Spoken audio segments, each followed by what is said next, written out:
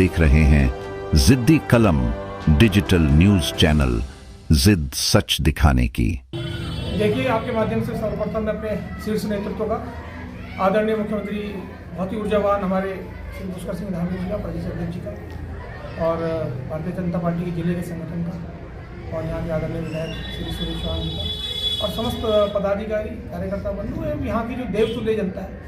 देवतुल्य जनता मैंने इसलिए कहा क्योंकि बहुत लंबे समय से सबके दिल और दिमाग में था कि नगर पालिका का जो विकास अवरुद्ध हुआ पड़ा है उसको बदलने की जो है सबके मन में एक चेष्टा और मन में इच्छा थी।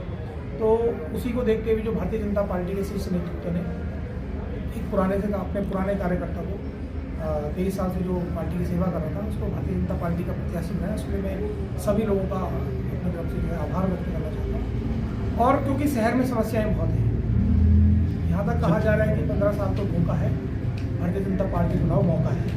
कहने का मतलब शहर में जो है पिछले 15 वर्षों में कोई कुछ भी नया काम नहीं हुआ है और तमाम तरीके से भ्रष्टाचार बल्कि व्याप्त रहा है।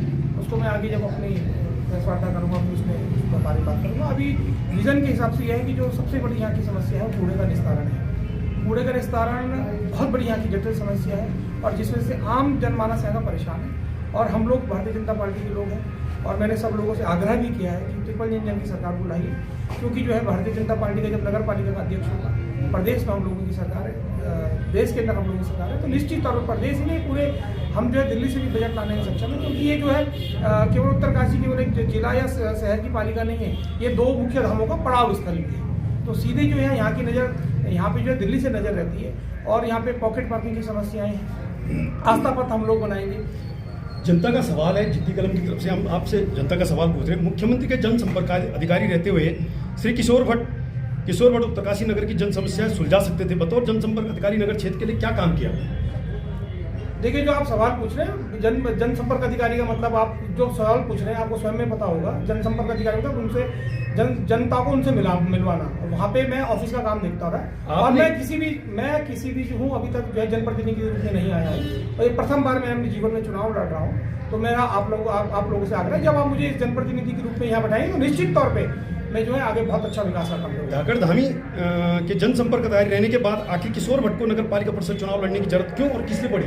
इसलिए पड़ी क्योंकि मेरा जन्म ही बारात में हुआ है। मेरी भी अपने शहर के प्रति एक निष्ठा और वो है कि मेरे मन में भी चीज़ था कि जिस प्रकार से मैं अव्यवस्थाएं शहर में देख रहा था पिछले 15-20 सालों से, जो अवस्था में देख रहा था, मेरा भी शहर के प्रति एक उत्तरदायित्व बनता है और वहाँ रहने के बाद मैं निश्चित तौर पर जनता की और अच्छी तरीके से सेवा कर पाऊँ। इसलिए मेरे मन में अवैध इबादतगाह, अवैध अतिक्रमण के खिलाफ हाल में जो आंदोलन उत्तरकाशी में किशोर भट्ट की नजरों में सही है गलत? वो देखिए, मैं चाहता हूँ सद्भाव बना रहना चाहिए। कुछ समय तक बीजेपी में शामिल रहे भूपेंद्र सिंह चौहान क्या बीजेपी के बोर्डों पर गहरी पकड़ बनाकर मुख्यमंत्री जनसंपर्क अधिकारी को चुनौती देते नजर आ रहे हैं? इसे कैसे देखते हैं किशोर भट्ट? यहाँ पे मैं इतना ही कहना चाहूँगा, ये भारतीय जनता पार्टी का बहुत सागर है और ये बहुत बड़ा संगठन है। आज विश्व की सबसे बड़ी राजनीतिक पार्टी और राष्ट्रीय पार्टी। कल ही में जो आपने अभी एक नाम लिया कि भूपेंद्र सिंह चौहान जी को जो आपने नाम लिया, वो कल ही में उनका एक इंटरव्यू मुझे किसी ने दिखाया तो वो कह रहे थे कि व्यक्ति बड़ा होता है, पार्टी बड़ी नहीं होती है, व्यक्ति से पार्टी होती है, पार्टी से व्यक्ति होती है। कल का ही उनका वक्तव्य ये मैंने देखा है। आपके गाड़ी में आजकल स्लोगन चल रहा है कूड़े को लेके और जनता जिद्दी कलम के माध्यम से सवाल पूछ रही है आपसे, मुख्यमंत्री के जनसंपर्क अधिकारी रहते कूड़े की खुशबू किशोर भट्ट के भाजपा से टिकट मिलते ही बदबू कैसे हो गई? पूछ रही है जनता। नहीं, बदबू है ही वो। इससे पहले भी मैंने कब कहा वो खुशबू है, वो बदबू ही है और उसी के लिए जो हम सब भारतीय जनता पार्टी लोग प्रयास करते हैं कि आप जनता का मुझे आशीर्वाद मिलेगा तो निश्चित तौर पर हम, क्योंकि वो जनप्रति वो नगर पालिका बोर्ड का काम है। प्रदेश में आपकी सरकार है और आप एक जनसंपर्क अधिकारी के तौर पर, जनसंपर्क अधिकारी का सीधा जो अर्थ निकलता है कि लोगों से सीधा आपका सरोकार। इतनी देर में तो मुझे लग रहा है जो आपने सारे प्रश्न किए हैं वो आपने जो है केंद्रित कर दिए सारे जनसंपर्क अधिकारी। ठीक तो लेकिन नहीं, आप पहले से मुझे लगता है जिद्दी कलम का एक सवाल आपसे है, लोगों का आरोप है। नहीं, मैं तो चाहता हूँ कुछ आप पॉजिटिव भी ऐसा पूछिए ना जिसमें मैं पॉजिटिव। सर, आप पूछिए, किशोर भट्ट किसी का फोन नहीं उठाते हैं, यह आरोप कहां तक सही है? ये आरोप बिल्कुल मिथ्या है, ये केवल एक दुष्प्रचार है।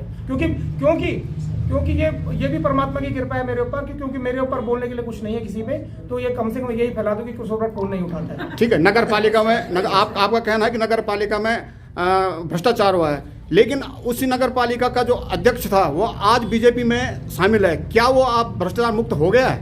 मैंने कहा जो भ्रष्टाचार हुआ है वो तो हुआ है, उसकी भी आगे जांच की जाएगी, वो देखा जाएगा, बिल्कुल देखा आप जाएगा। जिद्दी कलम से ये दावा कर रहे हैं कि उसकी जांच होगी? बिल्कुल देखा जाएगा, सब चीज़ों की समीक्षा होगी, सब चीज़ें देखी जाएंगी। जो अभी हिंदूवादी संगठनों पर लाठीचार्ज हुआ, उसको आप किस एंगल से देखते हैं? देखिए, उस दौरान मैं माननीय मुख्यमंत्री के साथ अन्य जगह के दौरों पे था और उसको मैं यहाँ पे शहर के बीच आया हूँ, उसकी भी मैं अपनी अपनी अपनी उस तरफ से जो है उसकी जांच जो है ले रहा हूँ।